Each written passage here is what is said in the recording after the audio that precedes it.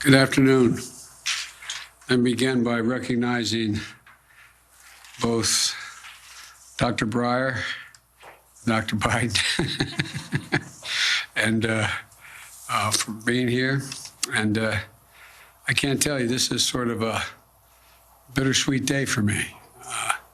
Justice Breyer and I go back a long way, all the way back to the mid-'70s when he first came on the Judiciary Committee, but that's another story. I'm here today to express the nation's gratitude to Justice Stephen Breyer for his remarkable career of public service and his clear-eyed commitment to making our country's laws work for its people. And our gratitude extends to Justice Breyer's family for being partners in his decades of public service. In particular, I want to thank his wife, Dr. Joanne Breyer, who is here today and who has stood by him for nearly 6 decades. And with her fierce intellect, good humor, and enormous heart. And I thank you. The country owes you as well.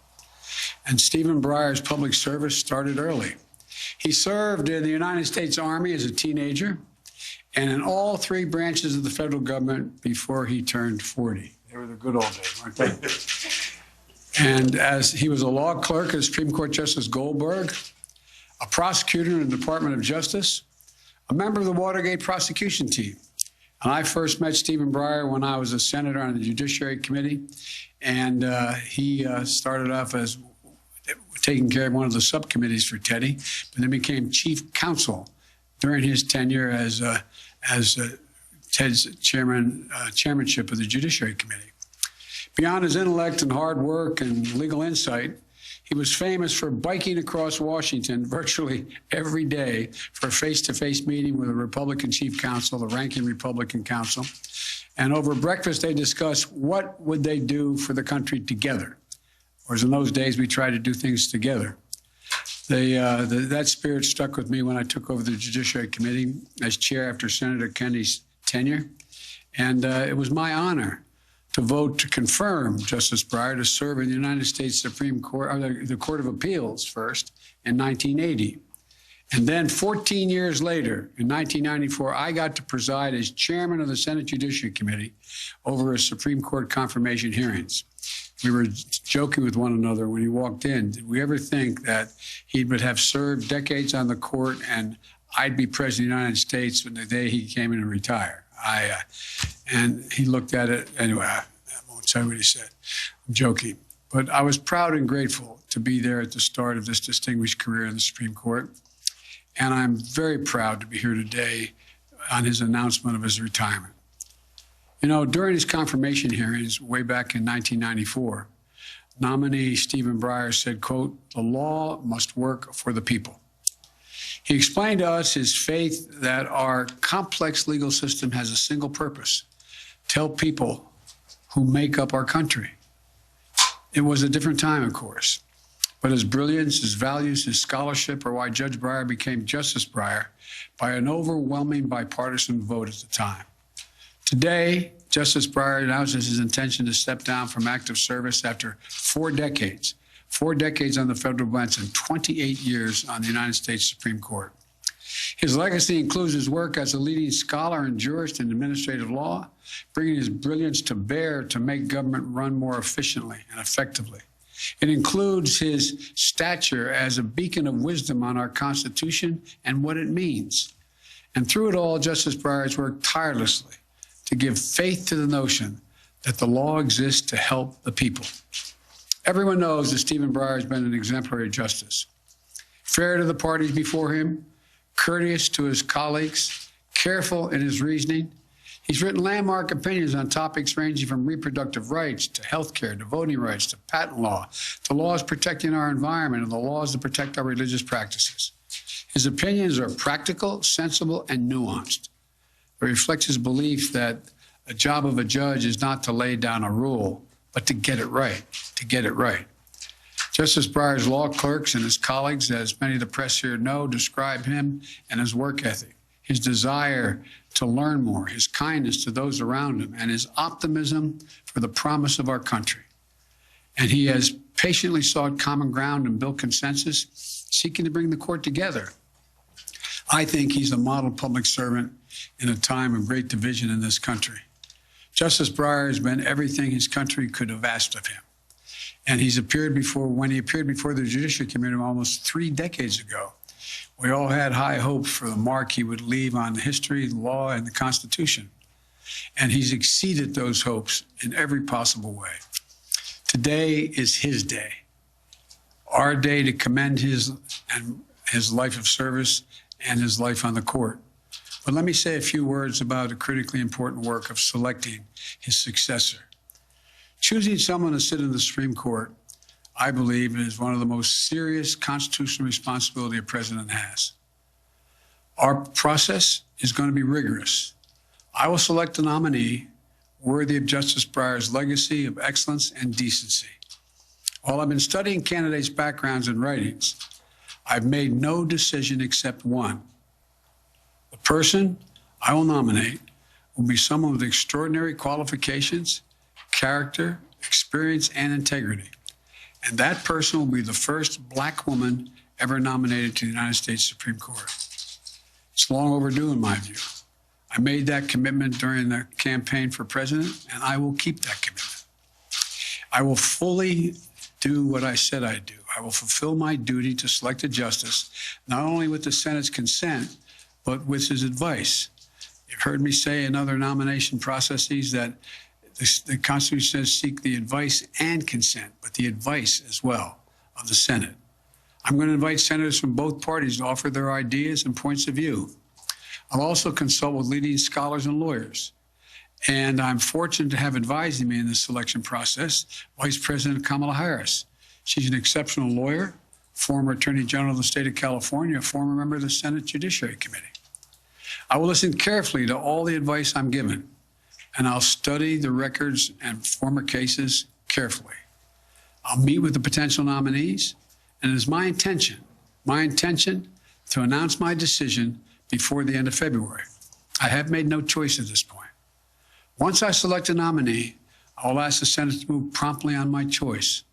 In the end, I will nominate a historic candidate, someone who's worthy of Justice Breyer's legacy, and someone who, like Justice Breyer, will provide incredible service on the United States Supreme Court.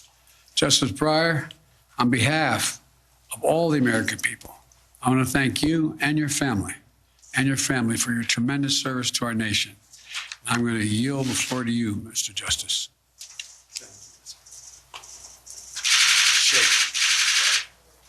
Thank you, Mr. President. That was terribly nice. And believe me, I hold it right here. It's wonderful. And I thought about what I might say to you, and I'd like to say something I enjoy is talking to high school students, grammar school students, college students, even law school students, and they'll come around and ask me, what is it you find particularly meaningful about your job? What sort of gives you a thrill? And that's not such a tough question for me to answer. It's the same thing.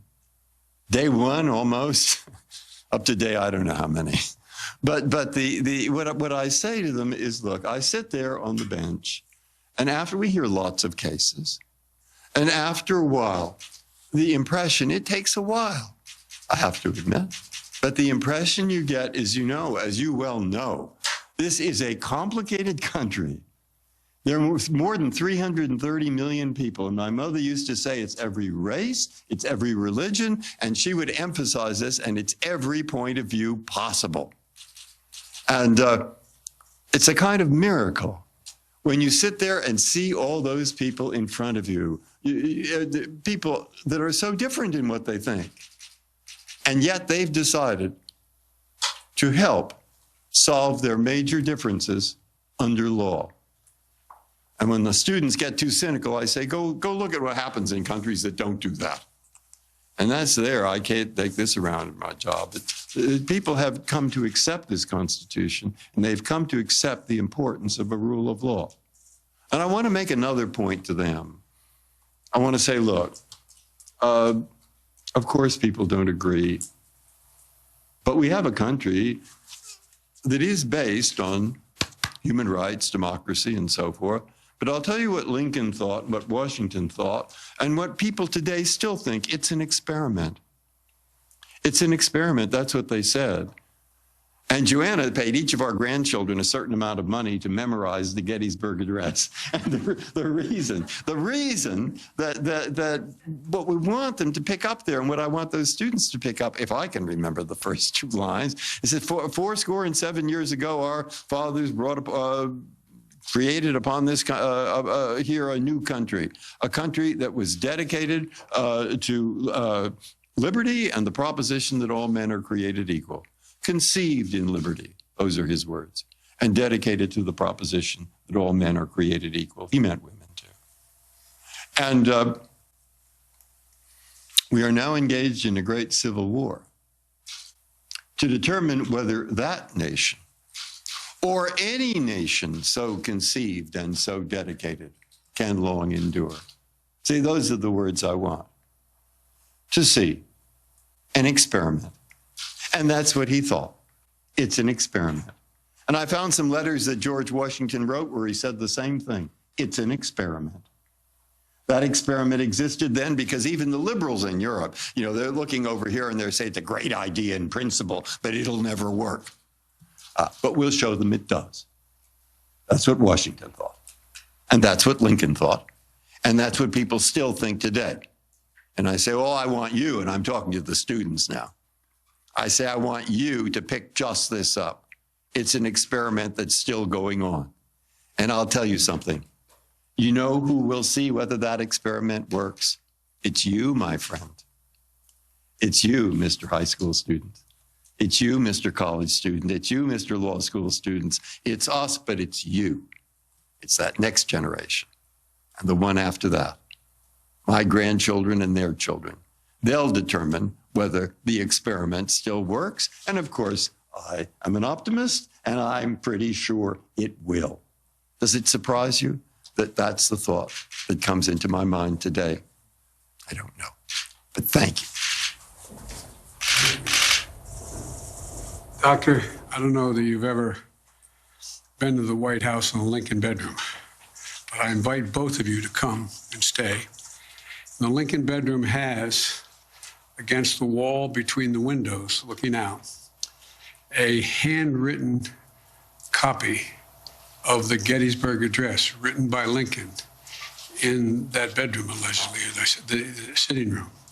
And so you got to come and see it. And even if you can't come and stay, bring your grandchildren so they can see it as well. Thank you all so very, very much for being here. And I'm not going to take any questions because I think it's inappropriate to take questions with the justice here. He's still sitting on the bench, and I'm going to give you your mask back.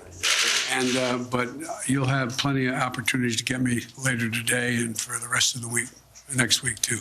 So thank you very much. Thank you. In deference to the moment, sir, what will it mean to you to pick the first black woman on the court?